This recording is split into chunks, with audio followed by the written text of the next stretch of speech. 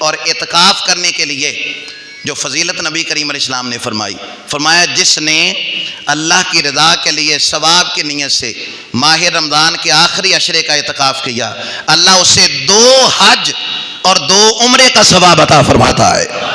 اس کے لیے 2 حج کا اور 2 عمرے کا ثواب ہے۔ کس کے لیے؟ جس نے ماہ رمضان کے آخری عشرے کا اعتکاف کیا۔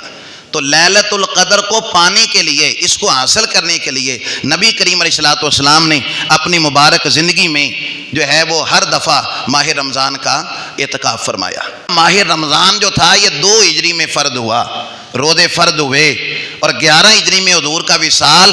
اس دوران جتنے بھی ماہ رمضان تشریف لائے، نبی کریم علیہ السلام نے آخری عشرے کا اعتکاف نہیں چھوڑا۔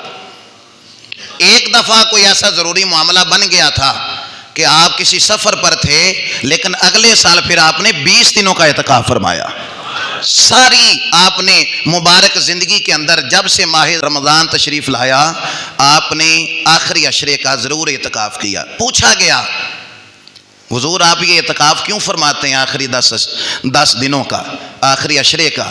تو کریم محبوب نے فرمایا اس لیے کہ شب قدر انہی راتوں کے اندر پوشیدہ ہے۔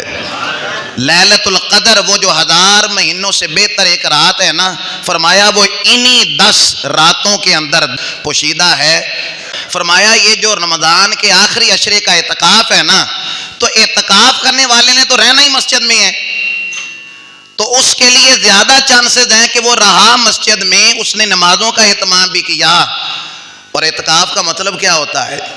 اعتکاف کا مطلب ہوتا ہے کسی جگہ جم کے بیٹھ جانا، جنہوں دھرنا سی کہنے ہیں، دھرنا دے دینا۔ اعتکاف کا معنی ہے دھرنا دے دینا، سارے لوگوں سے کٹ کر کے۔ دھرنے والے اپنا مطالبات منوا کے جاتے ہیں نا، زور زبردستی یا جس بھی انداز کے ساتھ۔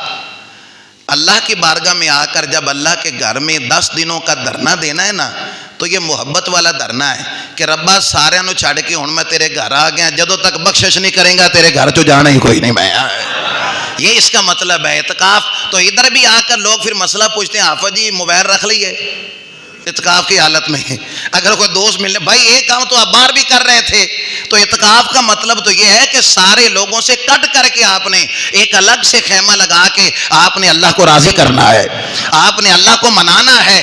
تو یہ 10 دن کے لیے آپ بالخصوص اپنے آپ کو ہر مصروفیت سے، ہر مشغولیت سے ان کو سمجھ لیں کہ پتہ نہیں اگلی سال ماہ رمضان زندگی میں قسمت میں آئے نہ آئے، انہی 10 دنوں کو میں نے غنیمت سمجھ لینا ہے۔ تو اعتکاف کے لیے کوشش کریں کہ جب حضور نے ساری زندگی ترک نہیں کیا تو کم از کم زندگی میں ایک دفعہ تو اعتکاف کر لینا چاہیے۔ ایک کام نہیں جے مکنے دنیا دے۔ یہ جو کہتے ہیں نا کہ میں اگر بیٹھ جاؤں گا پھر کیا ہوگا، تو قبرستان میں کبھی آپ چکر لگائیں، کئی لوگ تھے جو کہتے تھے میں چلا جاؤں گا تو پیچھے والے کام کیا ہوں گے، ایک کام میں نہیں رکیا، اس لیے کہ یہ دنیا کی ترتیب ہے، کام نہیں رکا کرتے۔ تو کوشش کریں جتنی بھی آپ سمجھ لیں کہ اگر تھوڑا بہتا کرنے سے گنجائش نکل ہے، کوئی چھٹی لینے سے، کوئی بندہ رکھنے کے لیے، یعنی کام آپ کوئی کرتے ہیں وہاں کوئی آدمی لگا دیں، کوئی ایسی صورتحال بنائیں ایک دفعہ زندگی میں، اور ہو سکتا ہے یہی زندگی کا آخری سال ہو، ایک دفعہ ماہ رمضان کا اعتکاف ضرور کریں۔